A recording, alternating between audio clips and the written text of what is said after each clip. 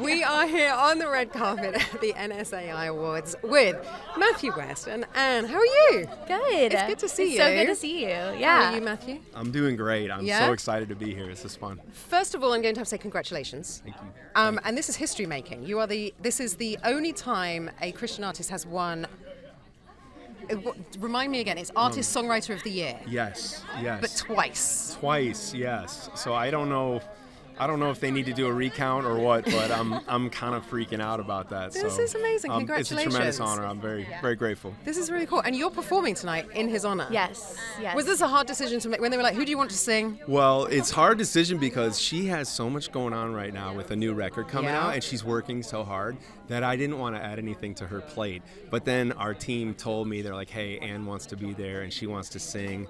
And so I couldn't have picked. I mean, if I had a list of who my top pick would have been, it would have been Ann Wilson. So it's very touching that she would be here and sing as I receive this award tonight. I love this. And I think, what's the song that you're singing tonight? My Jesus. I have a feeling that this is the song that you sang at the Opry when you invited him out. This was a couple of years ago. Yeah. Which was the first time ever that I saw you sing. Oh, wow. And I was like, oh my goodness me, this girl has the voice of an angel. Thank you. It's going to be amazing tonight. You are super busy at the moment as well. Yes. Have a new album coming out October 17th, and this is getting super ready to go exciting. on tour. So but honored to be here tonight. Matthew's a friend, and we've written so many songs together. We wrote My Jesus together, and so to be able to be here tonight is an honor for me. So when you work together, does one of you sometimes get an idea and you just like send a quick text message and you're like, hey, I've got this idea for a song? And well, this girl on her phone has a list a mile long of titles and ideas, and she's always tapping into like what she's going through, how she's feeling, and what she feels, more importantly, like what the Lord's putting on her heart to share with the world. And so that, as any songwriter, that's a songwriter's dream. When you're coming in to write with an artist who has a vision for where they want their music to go and what they want their music to speak, I'm not going to say it makes the songwriting easy, because songwriting is hard. There's a lot of times we get stuck on songs and we're just like, songwriting's hard. But like when you have vision, like that's where like something special can always be born out of that. So we just had this summer we did like a 3-day retreat at the beach, which was her happy place, and we had some songwriters together, and we wrote like I think 7 songs in 2 days. It was just awesome. So that's amazing. it just sometimes you get in that zone when you're comfortable with people and when you kind of feel like you're almost reading each other's minds a little bit. So I feel like we've kind of reached that, haven't we? Yeah, absolutely. We're here with Ashley Gorley. Now, I have to ask the first question, which is how many shelves do you have in your house with all of the awards on them? No. We don't do a lot of that. I think there's one little thing we put a few in, but I don't know where some are. So I was looking at your stats. 85 number ones. 85. Yeah. Sounds better when you say it with the accent. Yeah, that's a good number. One of the questions actually I was going to ask you was, in the UK, now you probably might not know this, but in the UK, when you reach 100 years old, you get a telegram from the King or the Queen. Oh, you do? Yeah, to say, congratulations, you're really awesome. old. Wow. So I think what a message, that when you get to 100 number ones, you should get a telegram from the King. I do too. That would be amazing. I'll give him a call and we'll get that. We'll get that sorted. Yeah. You are going home this evening with another award. Yeah. 9th time that you've won it? Yes, that's what I just learned a minute ago. So that's wild. I didn't realize that, but very, very honored to be able to kind of still be in the game, so to speak, and still be writing songs people want to hear. I don't take that for granted at all. No, I've been to quite a few number one parties that you've been at, and you always you always give a nod to like your co-writers and other people like that. Yes, for sure. It's a joint effort. It's a family, right? It is. It really is. That's why I still do it, to be honest. I would not still be doing it if I was getting up with a notebook and trying to conquer a song or whatever. I just like very relational to me. Yeah. Very, the lines are blurred. Just hanging out with friends, trying to keep raising the bar, do some new stuff, do some different stuff, and it's thankfully worked out. But definitely the people are what have kept me, kept me fired up. And you've just been inducted into the Songwriters Hall of Fame, haven't you? Yes, that just happened in June. Yeah, that was very surreal. Congratulations. That was wild. Yeah, that was really, really special. Especially, it just being a genre-free situation and just there with it was so nuts. I definitely felt like I was in the wrong place with Doobie Brothers and Beach Boys and Rodney Jerkins and George Clinton and people like that. It was nuts. But was that a pinch me moment? I was happy. Oh, that was, if there ever was one, it was that for sure. It was so weird. And Dan and Shay and my daughter both performed some stuff, and she talked. That was a magical night. That'll be really, really, really hard to top. We're here with Cameron James. You are one of the co-writers for Drew Baldridge's song, aren't you? Yep, that's me. So We just spoke to Drew, and obviously we all know the story about, like, this song is just, I refer to it as the gift that keeps on giving. Yeah. Because it's been around for such a long time. What's this like for you as a songwriter to just be like, oh, and now we're going to the NSAI Awards for it? So. It is the little engine that could. You said it right. It's the gift that keeps giving. I mean, I don't think we ever expected with just what all happened and Drew losing his record deal. Yeah. And I know we believed we had written a special song, but to wake up every step, a new step going, wait, 400,000 people have watched this. Wait, 1 million people have reposted this or whatever. The stats are crazy on it, but I don't even think every step that happened we imagined it could get bigger. Right. And then it just kept getting bigger. So I think when it hit number one, I think that was a very surreal moment because it was a 5-6 year journey. And I just think it really humbled us all because we're like, man, it can happen anyway. Yeah.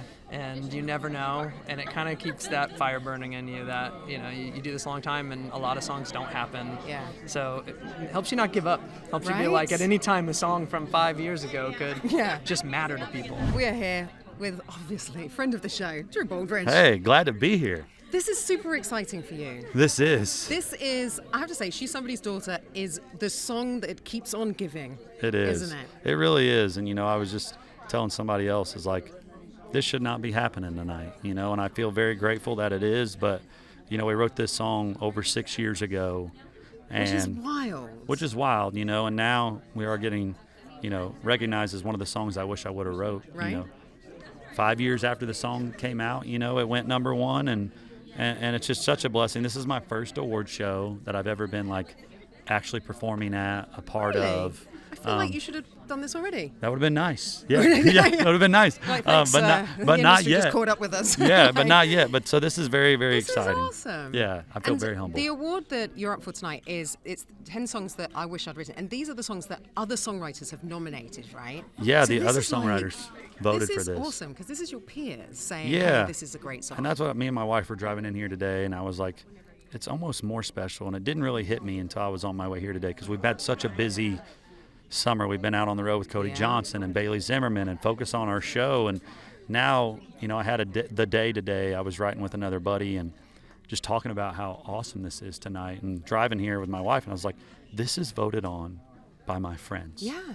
And it makes me emotional because my journey has been so different than most to be here tonight. And this is an independent song, that I had to put my whole heart into and my soul into and to start my own record label to get this song heard and fund it myself. And it's just, I keep going back to this wasn't supposed to work. This wasn't supposed to be this way. And I'm very grateful that it is, but it was just an answered prayer, and it's very humbling to think that we're here tonight. Kaylee Hammock, look at you.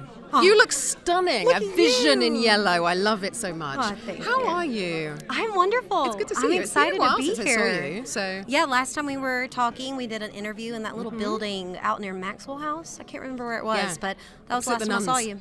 Yeah, opposite the nuns. Yeah. For those that don't know, our studio is opposite a convent, and we can see the nuns come out and play basketball. It's wonderful. Do you ever play basketball with them? No, but I'm desperate to go Can over we there do and it say next hi. time? We do We're- an interview? We'll Yes. dress modestly and respectfully. Okay. They'll invite us in, I'm sure of For it. sure, absolutely. How have you been since then, anyway? Everything, Busy. yes, very busy, Yeah. but very good. Everything has been wonderful Yeah. recently. I'm working on a second book because we put that book out, Yeah. and it's so cool playing shows in all these different places in the U.S. And then people come up with the book wanting me to sign it, Right. during meet and greets and stuff. So You're really like, living oh, on wait, that. I'm an author as well. Yeah, living on the high of that, doing my Sirius XM show, and other than that, I'm working on this next record, writing it, also singing it, Yeah. and producing it. But yeah, just You're kind of the writing normal it, singing grind. it, and producing it. Yes. Do you have Yeah. time for anything else in your Not life? Or really. no? No. Why are you doing? I mean, is this just because you love it so much and you're like, I can do all three, so why not? It's one of those things when it comes to production, I think I have to be in either a full production seat or I have to be a co-producer role because that is when my best stuff has happened. And I've tried. Like, I have stepped away and put it completely into a producer's hands, and it just didn't work. It didn't sound like me. Yeah. And so with this record, I want to do an acoustic record and see how much of it I can truly create organically myself and just see what happens. Yeah. So I'm doing a couple right now, and I'm really liking it. I just got the first mixes back this morning, so very happy so far with how it's come together. But I think you're going to like it. It's very, I'm aiming towards more organic, more gritty, and more bare bones of recordings in these. I just want to see what would happen because I'm a maximalist to the 1000th degree, even in my production. So I did some research and I realized people were really connecting to the acoustic stuff in comparison to the fully produced things. And I thought, well, why not try it? Let's just do an acoustic record, see if the people like it, because that's what they're telling me. Yeah. And then hopefully y'all will buy it and tell me if you like it. This is one of my favorite award shows because we get to talk to the people behind the music. Yeah. Hopefully we're interesting. Hopefully we're interested. Yeah. Daniel, tell us about your song that is up for an award this evening. Yeah, it was Lies, Lies, Lies. Yep. It's a great song. Thank you so much. Yeah, we wrote it. This is one of the ones we wrote without Morgan. And we kind of were just going for an Eagles vibe. My buddy Chris Tompkins, he brought in kind of the bones of the song. He was actually like 45 minutes late that day too, and one of our other co-writers was like, I kind of feel like Chris is going to have something today, so we didn't even start anything. He came in and he was like, I got this thing, I don't know, if it's cool or not, and then he plays it and we're all kind of like, yeah, it's pretty sick, so, and then we just kind of ran with the Eagles thing. Kind of inspired by that, and then sent it off to Morgan. Did you know it was for Morgan? Were you specifically writing for that, or did that happen during the process? There's always, with someone at his level, it's always kind of in the back of your head that, maybe he'll be interested in it. And a couple of us have had songs with him before. Yeah. But not specifically. I think we were just that was maybe the best thing about that day is we weren't really thinking too much about the business side. We were just kind of like, this feels cool to us. Yeah. And we just kind of ran with it. We are here on the carpet for the NSAI Awards with Travis Denning. How are you? Good to see you. I'm doing good. It's been a while since I personally have seen you. 1,000 years. Apparently 1,000 years is what I said. It was 1,000 years. It's been about 7, I think. Yeah, something like that. You've been a very busy man. Writing, having a kid, all that stuff. Yeah. Right. Congratulations. Thank you. On the family. On both of them. On both for of, sure. Yes. Yeah. Mainly the child, for sure. Well, I mean, that's the big one. That's actually more rewarding, for sure. Yeah. You are up for an award tonight, which is very exciting. I love the fact that this category exists. 10 songs I wish I'd written, and it's other songwriters voting for you. Yeah. Which is like, that's kind of cool because it's a nod from super your cool. peers. Totally. And it's a little bit more like, there's not any politicking and block voting. It's just like people, there's no other than just saying, man, that's a great song. Yeah. And that's a special thing. This has kind of really always selfishly been something I've wanted to win. And it's cool that it's happening. And I get to perform it tonight with my co-writers, which is so special. And I wish they could have picked a better venue. The Ryman. Yeah, come on, man. So at the greatest place to hear live music in the world, Right. It's just going to be awesome. And what I'm excited about is hearing the songs because it is the songwriters singing them. So it's kind of a bit almost like this is sort of what we had in mind when we first wrote it before somebody else took it off. And yeah, there's like some lyrics in ours that aren't on the record. Yeah. Which is very cool. Yeah, it's like a word or two, but Yeah. so we'll sing it our way because that's our one chance to do it. I love that. But I have to say, Cody and Carrie did a pretty good job. They can have every song I've ever written in my life. I'm cool with that forever. What was it like when you knew that it was them going to be recording it? Well, I knew it was going to be Cody because it's been a long saga to get to this point. He's loved that song for many years. I knew it'd be a duet, had no idea who it'd be. Yeah. And I just remember getting that phone call from Brian Wright, who was my A&R at the time when I was signed to Universal. And I was at home with my wife, we're hanging out, and he said, I want you to take me to a state dinner. And I said, why? He said, I just got a phone with Carrie Underwood. She's going to sing on your song. And I had no idea. I had no idea that Carrie was even in the mix. That's amazing. So I just find out like that, and it's just immediate emotions flooding, and just I'm looking at Madison on the phone. She's like, what? And I'm like, 5 minutes, I'll tell you. And it's just unbelievable, man. It's kind of that, you try to knock on wood, not let it not go, is it going to be a single, is it not? But man, you throw Carrie Underwood on something it's going to have a moment. Yeah. So it was very special. Kelly Archer, how are you? Hello, I'm excited, thrilled. Yeah. This is so awesome. We were just talking to Travis, actually. So you guys co-wrote the song. I mean, for me, it was the song, but yeah, I mean, one of the songs tonight that are getting honored, and I'm honored to be honored by my peers. Yeah. So, yeah. This is what I love about this award show, actually, because it really is.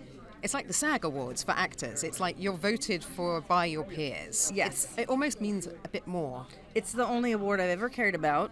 It was my bucket list. I was telling somebody, getting a song performed on the CMA Awards and this award were my two bucket list things that I hadn't accomplished in my 24 years here. So this song has done both for me. So I'm just, I could retire. I'm not going to, but I could. Because Carrie and Cody sang I'm Gonna Love You at the CMA Awards last year, right? Yes. Yes, we were there. It was amazing. Yes, it was amazing. We heard Travis's side of the story when he found out that Carrie was going to sing on it. How was that for you? Well, Travis is an artist. He has the inside scoop. So Travis has been the one kind of filling us in as things go. He's like, "Hey, I'm at the video shoot. What? It's really happening." And then he's the one who told me, and I was over the moon because Carrie's somebody I've been beyond a fan of since she came out. And yeah, I knew the song was in good hands with those two epic vocalists. Yeah. And for a song that was really precious to both of us, he's making faces at me now. For a song that's super precious to us and was very personal, it was really good to know it was in good hands. Yeah. Well, Randy, it's very good to see you. You are up for the Lifetime Achievement Award. How does that feel? It feels like I got a lot to be thankful for. Right? I feel like that's, it's a good thing. You guys deserve this. You've been working for a very, very long time. You've put out some amazing songs. And this is the songwriters, all giving you a nod and saying that they admire your work. It's wonderful, right? I just feel honored to be here, and, all these years of writing and being able to record some of my songs and write some pretty good songs. And been able to find some pretty good songs by other writers. Yeah. Been very good to me and my family and my career. It's wonderful. It is wonderful. We are talking about the 10 songs that you wish you'd written. Is there one song out there that every time you hear it, you wish that you had written it? Probably Dixieland Delight. It's a great song. Can't argue with that one, really, right? It's a very good song. Yes. Been very good to me. Yeah, we like that one. Well, congratulations tonight. It's a wonderful, wonderful award that they're giving you, and it's very well deserved. Also, like your jacket, by the way. It's very nice. Well, thank you. You look very dapper. Thank you so much for joining us. What's a special night? It's a very special night. Enjoy tonight, won't you? Thank you. Thank you so much.